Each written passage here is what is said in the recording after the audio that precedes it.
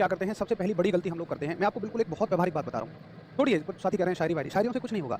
शायरी 2 minute में भूल जाओगे। काम की बात सुनिए, बिल्कुल प्रैक्टिकल बात, वो बातें जो आपको सिलेक्शन की ओर ले जाएंगी। एक कॉमन मिस्टेक हम क्या करते हैं कि हम जब तैयारी करनी शुरू करते हैं तो हम सोचते हैं कि इस एग्जाम के केवल प्रीवियस ईयर क्वेश्चंस को हम बस रट जाएं और हमारा सिलेक्शन हो जाएगा। ऐसा कभी नहीं होता है कि आप केवल प्रीवियस ईयर क्वेश्चंस को रट जाएं। बताओ तुमने किए होंगे कि नहीं किए होंगे, ईमानदारी से बताइए। तुम पेपर में गए होगे, तुम्हें सवालों की हवा भी नहीं लगी होगी, फिर तुमने 4-5 बुक उठाई होंगी, 7-8 बुक उठाई होंगी और उनसे पढ़ना शुरू कर दिया होगा। मैं ये नहीं कह रहा हूँ बुक से पढ़ना गलत है, लेकिन बुक से पढ़ने में हम उसको ज़्यादा पढ़ते हैं जो हमें अच्छा लगता है। क्या मैं सही कह रहा हूँ? हो सकता है आप जिस एग्जाम की तैयारी कर रहे हो उससे एंशिएंट हिस्ट्री से एक भी सवाल ना आता हो, लेकिन एंशिएंट हिस्ट्री की कहानी आपको इतनी अच्छी लगने लग जाए कि आप उसको जी भर के पढ़े जा रहे हो। तो ये हमारी एक कॉमन मिस्टेक होती है। मैथ्स 25 सवाल आए लेकिन हमें समझ नहीं आ रहा है तो हम मैथ्स को आधा घंटा पढ़ते हैं। ऐसे सब्जेक्टों को जिनसे 1 नंबर का आ रहा है उनको ढेर सारा पढ़ते हैं।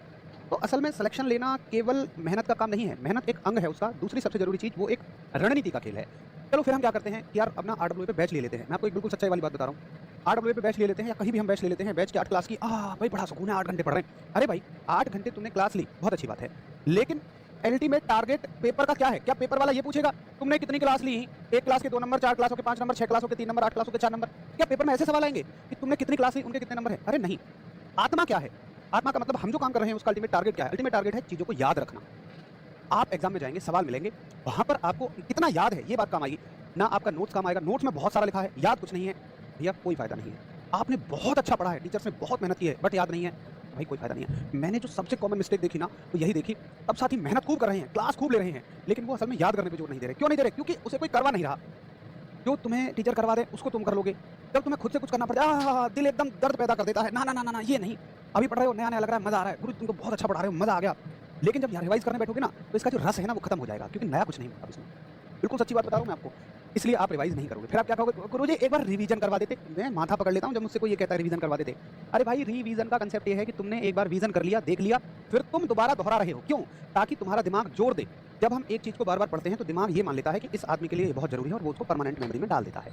अन्यथा उन चीज़ों को जिनको हम कभी नहीं दोहराते, हम बस में बैठे हुए जा रहे हैं, आनंदी के छोले कुलचे, अग्रवाल जी का हार्डवेयर स्टोर, यहाँ की जलेबी हो गई, रामभूल के पराठे हो गए, सबको पढ़ते हुए चले जाते हैं ना, लेकिन कभी याद नहीं रखते हम। क्यों? हमारा दिमाग भुला देता है, क्योंकि हमने कभी रिवाइज नहीं कर रहे। बड़ा सिंपल सा कंसेप्ट है।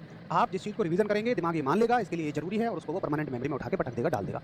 तो मेरे कहने का ये मतलब है, जब मुझसे बच्चा कहता है रिवीजन करवा दो, यार मैं कहता हूँ मतलब ये क्या बात कर रहे हो? तुम ऐसे कह रहे हो कि मेरे हिस्से का खाना तुम खा लो और भूख मेरी मर जाएगी, पेट मेरा भर जाएगा। ये संभव ही नहीं है। तो मेरे हिसाब से जो मैंने अपना एक तरीका पाया, आप किसी भी एग्जाम को क्रैक करना चाहते हैं, सबसे पहले आपकी कंसेप्चुअल अंडरस्टैंडिंग बेटर होनी चाहिए। कंसेप्ट आपको आनी चाहिए। ये नहीं है कि बस 4 सवाल उठाए, मात्र कहूं कि भैया मुझे 20 सवाल दे दो, मैं तो बिल्कुल उन्हें चटनी बना के चाट जाऊंगा ना।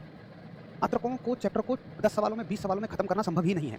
आपको कंसेप्चुअल अंडरस्टैंडिंग चाहिए। फिर चाहे वो उससे 100 सवाल बनाए, 200 सवाल बनाए, 500 सवाल बनाए, आप इस लायक बनो हर तरह के हर सवाल को मैं कर सकूं। सच में बता रहा हूं मैं। अगर आपको कॉम्पिटिटिव एग्जाम निकालना है, बाकी आपको भ्रम में रहना है तो भाई फिर आपकी मर्जी है। दूसरी चीज़, इन सवालों से कैसे क्वेश्चन बनेंगे उसके लिए आपको प्रैक्टिस की जरूरत होती है।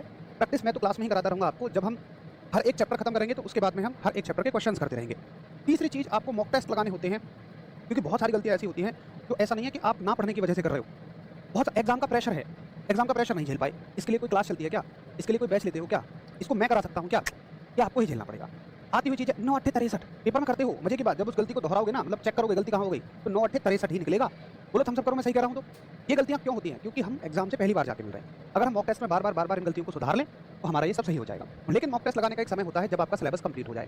सिलेबस से पहले मॉक टेस्ट लगाओगे, नंबर कम आएंगे, डिमोटिवेट हो जाओगे। सिलेबस कंप्लीट हो जाएगा, मॉक टेस्ट लगाने। और चौथा सबसे बड़ा काम वो है भाई रिवीजन। अभी मॉक टेस्ट नहीं भी लगा रहे, छोड़ दो, सिलेबस पूरा होने पे लगा देना, लेकिन ये 2 काम और इन दोनों में जो भी आपने पढ़ा उसको हमेशा के लिए याद रखना, ये रिवीजन करेंगे।